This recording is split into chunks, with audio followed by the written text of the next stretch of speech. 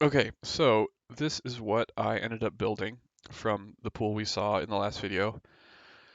I'm obviously not sure. I'm never sure in this game, especially at this point in my journey. But my primary reasoning was this: pretty much need the removal, right? So we're gonna play Shadow and Sub out for Defile. I know that like I mentioned in the last video, I think Succumb is not as good as I think it is.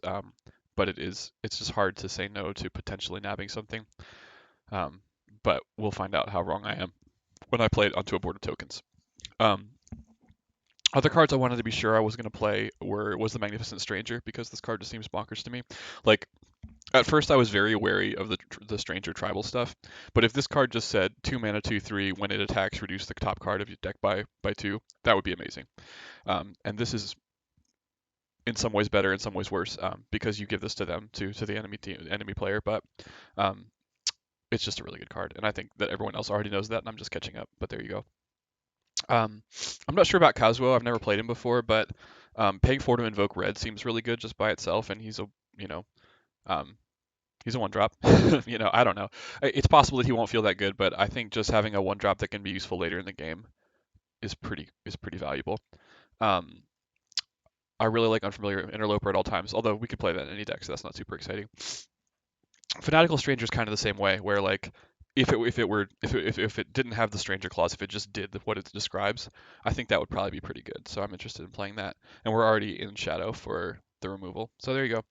Um, I was surprised to be in red. I don't like to play red in general. Its cards don't often excite me, but um, I had a lot of I thought pretty good cards. This is a lot like that weapon that when you hit an enemy player with it, it creates a 2/2. Except for in this case, the 2/2 goes to the board and the clauses draw another card. I don't think that will happen a lot, but a 4/3 flying pledge is not nothing, especially in a delicate uh, influence deck like this. I don't know. So I guess the maybe a better way to think about it is why aren't we playing blue and green? And let's look at blue first. Primal, excuse me.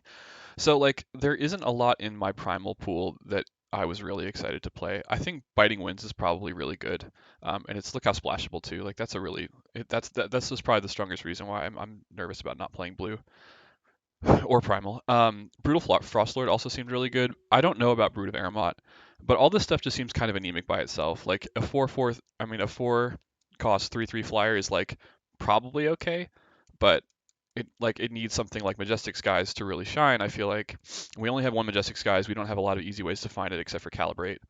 Um, I don't know. Like just look at these primal cards and tell me what you want to play. Like I don't get super excited about that.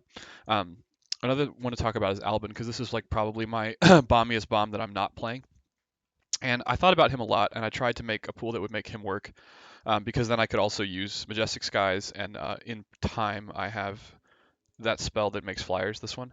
And so this seemed like the foundation of a deck at first. This Humbug's Nest. Look how that lines up.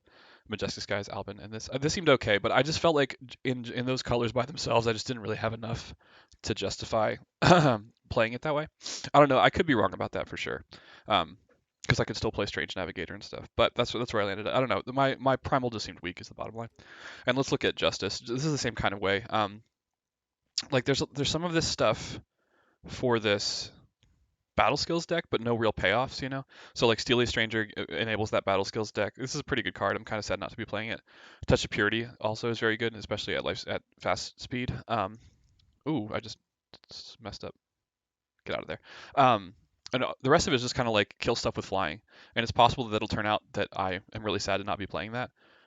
But I don't know. Again, my justice seems kind of weak. I had an interesting discussion with a friend who's probably watching about this card's Sky King Storyteller. I'm still not sure, but this card doesn't seem great to me without some extra help. Again, because you have to hit it, you have to connect 3 times or buff it to even get the sword in your deck. Then you have to draw the sword, then you have to have 8 power. I'm just like, I don't know. That's a lot to go through. It seems whatever. So, um, I guess the last thing I want to say about the cards that I'm not playing is that even though my Primal and Justice by themselves are pretty anemic, this purpose stuff is really sad not to play. Purpose Chant seems amazing, and so does Display of Purpose. And I think my suspicion is that if there's a mistake in this build, it's that it's not going this direction, rather than where I went. But like I said, I just felt like the rest of the cards didn't really support it.